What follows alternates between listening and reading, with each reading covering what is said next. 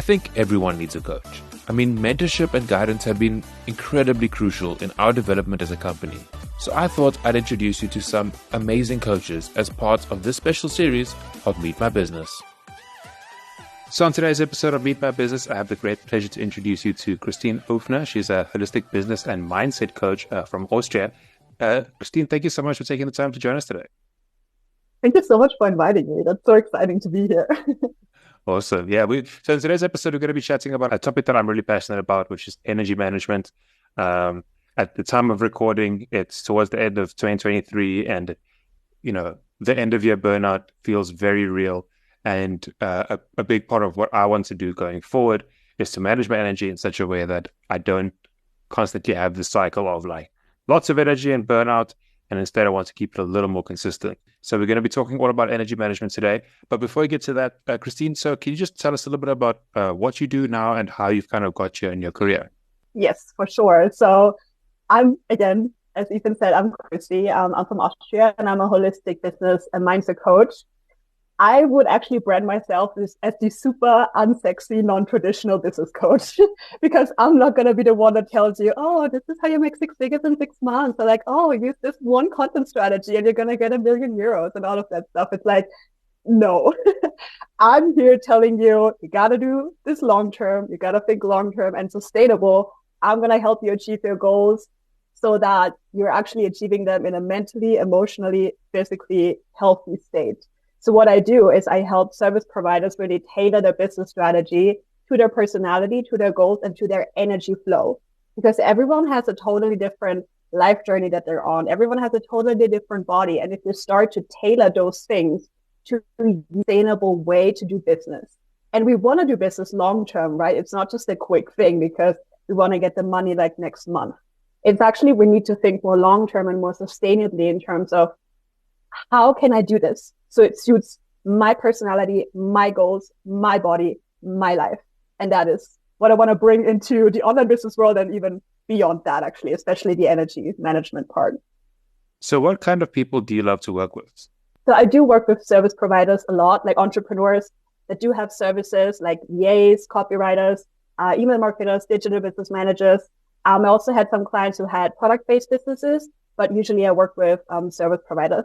And now I also started to work with people who want to get out of their 9-to-5 trap, who want to start their own business.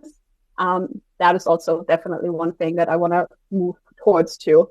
And then later on, I also have a vision where I want to bring the whole energy management approach to corporate as well. So I want to try to make it part of the new work approach because I 100% believe that we didn't even get to the full potential of working models that could be out there. We are only looking at one tiny part that's possible, which is, by the way, super toxic the way we do it currently. There are so many more opportunities, and I want to be a part of starting a conversation of new working models, basically, based on our energy and not just based on time. Amazing. So before we get into the energy management section, I think it's a good place to start from what you mentioned is that the current working model, the current paradigms we have around the workplace can be quite toxic. Why do you think so? Thanks for asking that question. Literally, we do have a collective toxic productivity mindset issue. And it is because society has trained us to look at productivity as this linear thing. We always need to do more and we always need to do better. And it's this like very linear thing. Like if you put this on a graph, there's only one way up, and it's to do more and to do better and to work harder. Rest is not included in the conversation at all. The same definition that we put on productivity is the same that we put on success, right? Success is when you work hard and when you do more and when you do better. But if you always do more and do better without actually taking a break at some point and like slowing down, you will reach this point where you will either mentally or emotionally or physically or all of them exhausted. You're going to be mentally, emotionally, physically exhausted at some point if you only do better and if you only do more, right? And the only way or the only point this will actually lead to is burnout. And I think I don't need to mention any statistics or so because I feel like this is a huge issue that everyone is aware of, but nobody actually takes action on it, right? Nobody wants to rethink the whole issue. They're just, oh, it's still glamorized in this world to be busy. Like, for example, it's a Tuesday, right? If you ask me today, hey, Chrissy, what are you doing? How are you doing? And I'm like, oh, you know what, Ethan? Like, I'm so busy. I have this like podcast interview today and I'm preparing a keynote for the Nomad Cruise. And then I have like a client call in the afternoon. And you immediately feel like, ah, she's got stuff going on. Yeah, yeah, she's got it. Amazing. She's contributing to society, right? It's cool. Like, she's got stuff going on for her. If we have the same conversation again on a Tuesday, you ask me, how are you doing?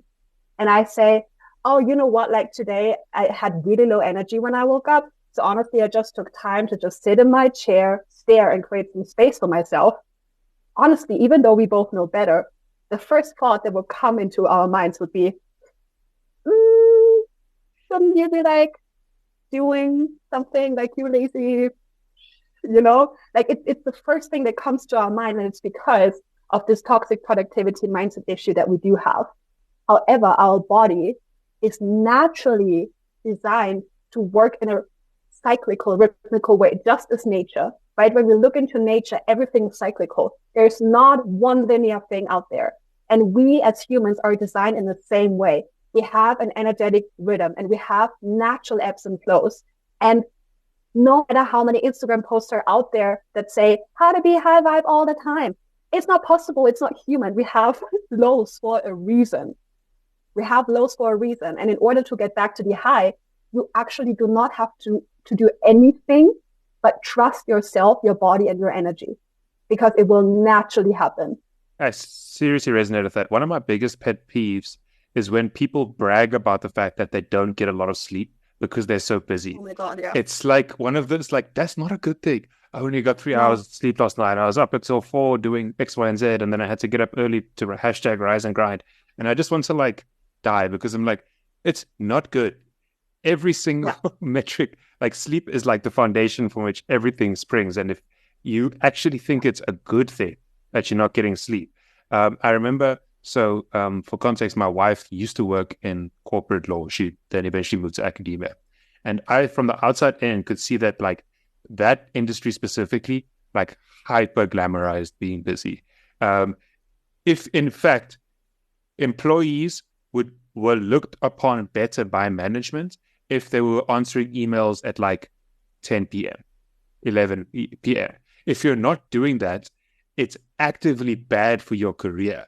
Like that is the degree to which that whole toxic positivity thing. Should be working on Sundays regularly and late into the evening.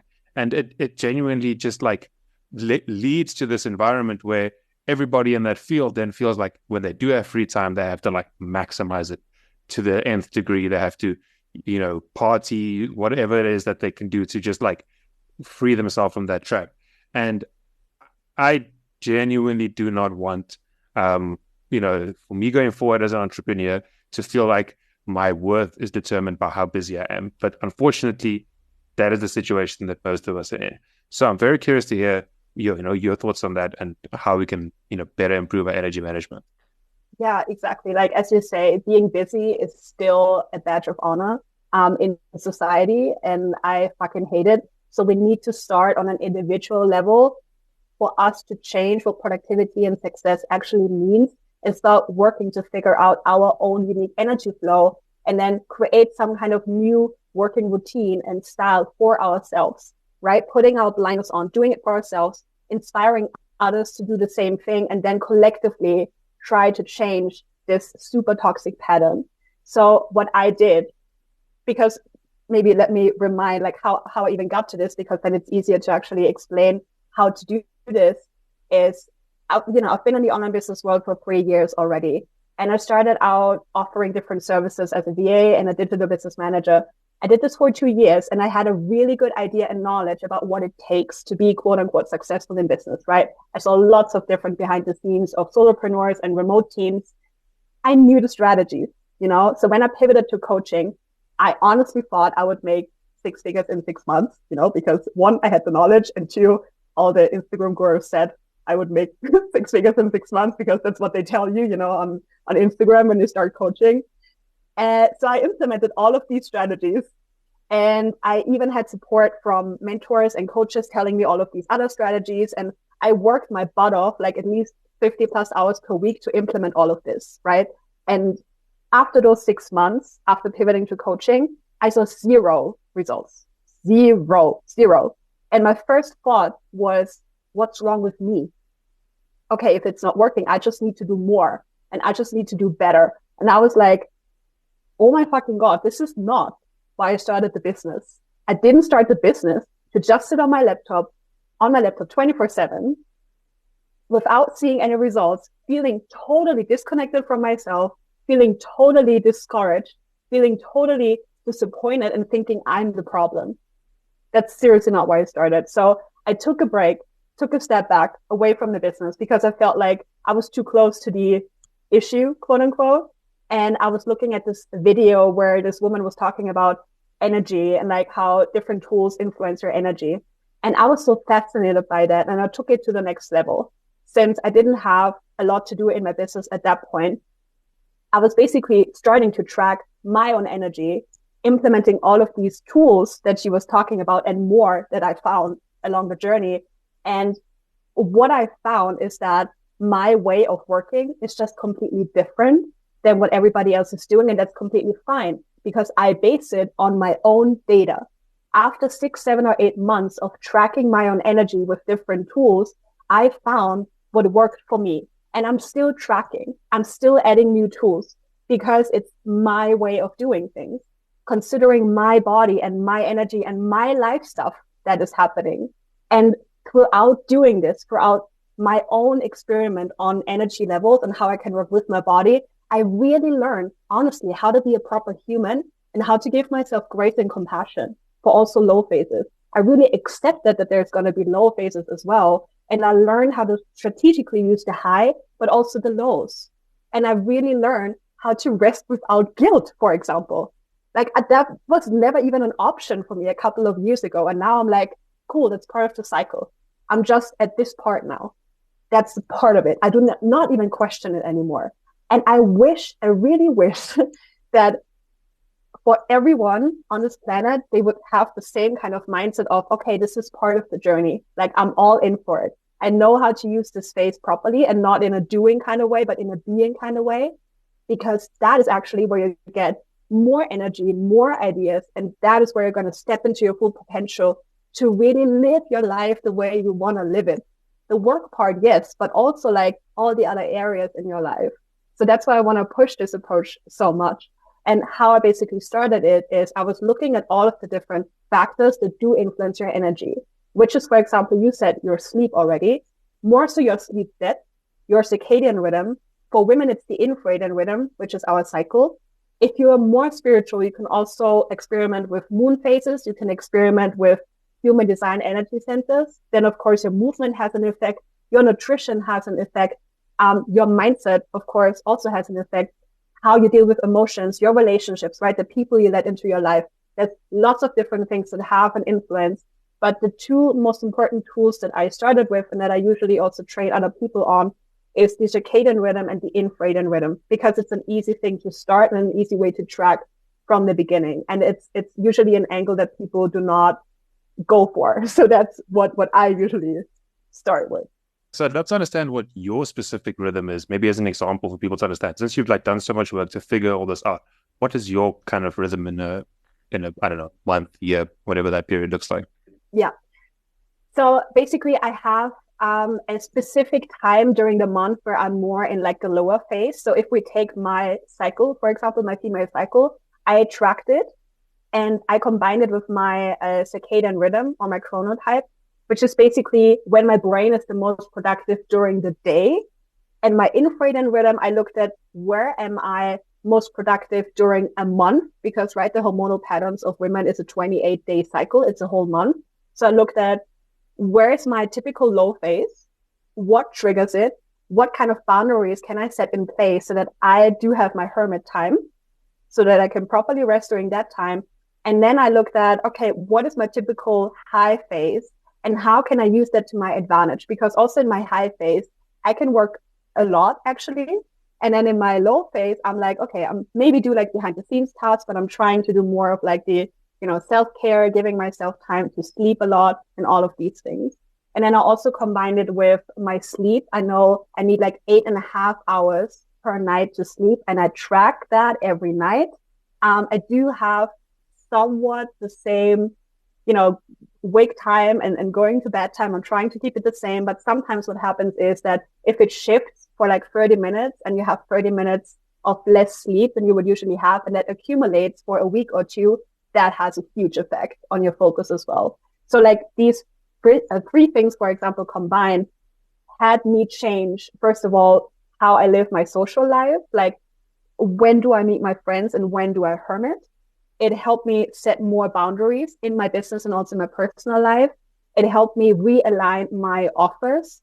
For example, when you book a discovery call with me on my Calendly, you will only find time to book a call with me during my circadian rhythm, meaning when my brain is the most productive, you can book a call with me. The other times are out of limit, unless you are someone from, I don't know, Australia, and the only time is like whatever, then I make an exception, but that's a one-time occurrence. But usually you can have calls with me between 9 a.m. and 1 p.m. and then in the afternoon between 4 and 6 p.m. because that is when my brain is the most productive. So cycle-wise, I based my offers on my different cycles of my female period, the 28-day infradian rhythm. When you work with me, either one-on-one or group calls, I max the calls to 3 calls per month because the last week is usually where I'm in my end of fall, beginning of winter phase. This is the phase where I'm the most tired. I do not feel any energy. I want to just hermit and be alone. I don't want to talk to anyone. I also feel like, I can't be a great coach because I'm so like inwards and focused basically. So I'm just using this time to take self-care, to do behind the scenes tasks. This time is off for me every single month. And sometimes, yes, I can, postpone a super important event that someone else has organized or whatever. But then I have specific things in place that I can do to quote unquote hijack my energy if I need to. There's certain things that you can set in place. But if I can plan it ahead strategically, I always make sure that I have those days or most of these days just for myself. And I'm not doing either anything with clients or it's just like very low maintenance kind of work, like answering stuff on Slack or asking some coaching questions on Slack. But I try to avoid having any calls or any important things that need me to be in my best energy. For example, a podcast episode like this, I strategically put it in my high phase because I know communication works so much better for me in this phase.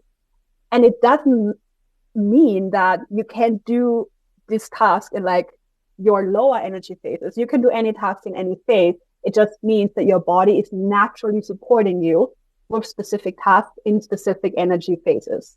That's all I'm saying. If like you can still do tasks when you're like out of sync, but it's just going to feel more draining than if you do it in the quote unquote right phase in your energy. I'd like to understand specifically on the circadian rhythms. How do you like practically track that? What are we actually tracking? And to then, and obviously there's a big YouTube and Google rabbit hole I can go down to figure this stuff out, but I'm curious to see how it actually physically works. Yeah. So there is actually a test that you can out there. So there's 4 chronotypes. Oh, basically, let's start from the beginning, right? Because maybe some people want to know what a circadian rhythm actually is. So the circadian rhythm is a 24-hour body's internal clock, basically. It's all the like physical, mental, and emotional changes that are happening. And part of during one day. And part of this like 24-hour cycle is the chronotypes. And the chronotypes is your preferred way of your body's preferred way, not your personality's preferred way, your body's preferred way to get up, when you should go to sleep, and when your brain is the most active or most productive, basically. There's 4 types. It correlates to animals as well. Like there's the morning type, which is the lion. So the most productive type for the morning type, and we all know that, right? Because everyone is talking about morning types, is your most productive time is in the morning. You get up early, you have your most productive time in the morning, and that's where you feel like you can make the most out of your day. This is also where a book like the 5 a.m. Clubs is coming from, right? He's probably a morning person. Then there is the bear and the dolphin, which are more like during the day kind of types. The bear is approximately around 50% of the population. They need some time in the morning to actually get their brain going. Their most productive time is between like 9ish, 10ish, and like one, so late morning and lunchtime. Same for the dolphin, it's more like lunchtime. They have trouble sleeping, so they need some more sleeping hours during the night. They take some more time in the morning to get going, but then during lunchtime, they have the perfect like brain space to do some focused work. And then we have the wolf, which is the typical like night owl. And they actually, their most productive hours is in the late afternoon to evenings. For example, I had a mentor and she had quote unquote a 10-hour morning routine because her most productive time was after 3 p.m. until like 10 p.m. That would be my personal horror story, honest stuff. I couldn't do it. I couldn't do it. But like for her, it works great. But it was the same way for me with the morning person, you know, because on this planet, all the people only ever talk about the morning person and the night person. So I was, of course, trying to figure out what am I? Am I a morning person or am I an evening person? But I remembered like when I went to school, I had to get up at 5:30 a.m., right? And when I went downstairs to the kitchen, my mom was always like, "Hi, Christy, what a beautiful day. Like, how are you doing?" And I would be like I couldn't even say a word, you know. I cannot communicate in the morning. I need my time for myself. I don't want to talk to anyone. I need like at least 1 or 2 hours until my brain can actually like produce real sentences. I feel like when I can actually work, you know. So I was like, okay, I'm definitely not a morning person. And then when everyone recommended me the 5 a.m. club, I was like, yeah, no, thank you. um, Same with the night owl. Like I just can't. After 6 p.m., my brain is like, and bye, you know? So no. So I was very happy when I discovered that there's actually two more types, and I resonated way more with the bear, you know, being like a midday kind of person. I definitely resonated with that so much. So there is the test that you can do there. And what I want to say here as well, I want to point this out because all of the current systems that we're currently having, you know, education, the work, corporate traditional work setting, and also the meaning that we put on productivity and success, they are all based on this 24-hour chronotype, but only on the morning type, right? And the morning type is only approximately 10 to 20% of the population, meaning that makes approximately 80 to 90% of the population working against their natural energy rhythm without them even realizing it. And isn't that like mind-blowing? Yeah, that's super unfair. Yeah, it's like we do not even have a chance. And then here's the thing, for women, our infradian rhythm is 4 weeks long, right? It's 28 days. So the typical word, you know, consistency, daily consistency that was floating around in the world with nutrition, with business, with all of these things is working out. It's not working for us because we are not meant to work on a daily basis. We are meant to work on a monthly basis because you guys, you have a 24-hour hormonal pattern. For you, it repeats every single day. It's always the same. So for you, the most important one to look into is going to be your circadian rhythm. But for us women, our energy actually changes not every day, but every week. Our mood changes every week. Our strengths in work based on our hormones change every week. So of course, we are going to fall behind or feel like we're falling behind or we're feeling like we can't keep up because everyone is talking about one, the morning person, and then 24-hour daily consistency. And that leaves out 80 to 90% of the population. And it's like, oh my fucking God, why is no one talking about this? You know, there's so much potential. And I guess what's frustrating about the fact that people aren't talking about it is that people can feel it. It's not like it's something people are existing in every single day. Like it's not like some idea or theory. Like people literally feel it every single day. But I think people just end up forcing themselves, unfortunately, into these toxic patterns because, you know, what are you going to do? You don't want to get fired. You don't want to lose traction, all of these things. Just as a side point, I think my daily existence would be a nightmare to you because I'm a morning person. I'm lucky, but because I also work on a breakfast morning radio show. So I start work. I have already gotten to the office by 5 a.m. I begin work at 5 a.m. Oh my God. Yeah, no, I really don't want to change lives with you. Like, I'm very happy with mine. It does mean I have to be in bed at 8 p.m. though. So that is oh wow. That is my existence. Yeah. I mean, wow. But then also, is it because this is your type, or is it because you've just done it for so long that it feels okay for you? Because there's a difference, you know? Yeah, it's. I think I'm just lucky in that I, I've always been an early riser. I've always been a morning person. I'm most productive before 10 a.m. in general, Mm-hmm. and then got the breakfast radio job as a producer. So I'm just Mm. really Mm-hmm. lucky that those things aligned. Not everybody on the team is a morning person, and it is a genuine struggle, to get like people have to load for a while before, getting into Yeah. but it's a really unnatural way to work that I wouldn't recommend for most people. But I mean, as long as it works for you, right? That's what I'm saying. Like the beauty of this work, and I'm gonna get back to how you can track. The beauty of this work is that everybody and every energy flow is so different, right? Even me explaining those general things like how the infradian rhythm works, how the circadian rhythm works, for you it might feel different. That's why I tell everyone and all of my clients to track it for themselves, and then we can work together on the data to see where can we set boundaries. What's your energy amplifiers? What's your energy drainers? How can we use your low phases? How can we use the high phases? Where do we see the patterns, right? But the beauty is that it's still on you.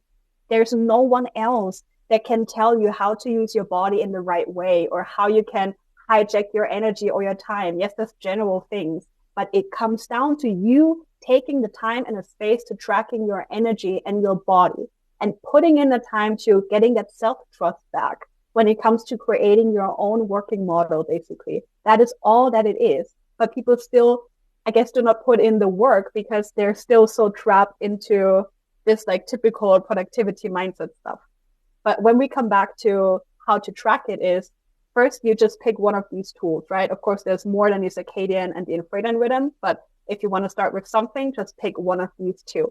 For the circadian rhythm, again, there is a test that you can do, or maybe you already have an idea of what kind of chronotype you are. Then try to adapt your wake up time and your going to bed time plus your brain focus tasks. Adapt that to your chronotype. Try it for at least a month because in the beginning, your body will actually feel more depleted. You will feel more tired because your body is so like busy adapting to your changes, right? So give it at least a month for your body to get used to it. And then honestly, like before you go to bed, just take a notebook, take a pen, and take 2 minutes of your day to track. First of all, what was my average energy level today from a scale of 1 to 10? What was my average mood today from a scale of 1 to 10? Like, how did I feel? What were my energy drainers today? What were my energy amplifiers? And then you also track the system or the tool that you're currently working on. For example, for me, it's what cycle phase in my female cycle am I currently in? For you, it's like, yeah, I'm a wolf or I'm a lion, I'm a morning person and I woke up at 5. Yeah, check. And then what's the most important thing about this is you put a date in the future, like at least 3 or 4 months from now. And on that day, you're going to sit down and you look at all of your data from like 3, 4 or more months. And then you sit down and try to identify patterns. Where do I see my lows? Where do I see my highs? Because I can guarantee you will find some patterns there. There will always be highs and there will always be lows and there will always be certain points that trigger that. And you will figure those out. And that, when you have it black on white, that will actually motivate you to create some changes. Even with some smaller things, like quote unquote smaller things, because for example, I'm pretty sure all of us know that Instagram is one of the main energy drainers, but nobody's changing anything about it, right? But if you see it black on white, that this is your main energy drainer for most of the days, God damn it, you're definitely going to change something about it if you see that this is what drains you, right? But you've got to see proof of that. So this is what you can then do. You identify patterns. And then once you feel comfortable with one tool, you add another, right? Now that I'm super comfortable with my circadian rhythm, now I'm going to track my sleeping patterns and see and research more about my sleep, trying to figure out how much I need to sleep, like all of these things. And then you do the same thing again. And after that, when you feel comfortable with that, you can say, okay, I'm a woman now. I want to track my female cycle and look more into that. And then you basically add on more and more and more, and you get a huge understanding of your body and your energy. And that is the beauty of it, because then you can test and tweak and experiment and base how you work on you and not on anyone else. This has been genuinely super, super fascinating. I think everybody needs to do this like as soon as possible. I think everybody listening to this just realizing that unless they've literally done the work, they're most likely not in the rhythm that they want to be in. So thank you so much for this information. If somebody would like to work with you or reach out, how do they do so? Please come find me on Instagram. I also have a free mini course that you can sign up for. It's about how to do business your way. And it also mentions these like tracking your energy and all of these things. If you need a reminder, like definitely sign up, watch this and come check me out on Instagram and let me know how you like this episode. Let me know your key takeaways. I am always super interested in hearing how other people's energy management journeys are going. So yeah, definitely feel free to connect with me on Instagram. Perfect. And all the links will be in the description. Thanks so much, Christine. If you've been thinking about starting a podcast but don't really know where to start, go to our website, baird.media. That's BAIRD.media. You can find the book, Become a Podmaster, everything you need to know to master the art of podcasting, and you can also sign up to one of our mentorship programs, where we help you figure out, develop, and produce your show from start to finish.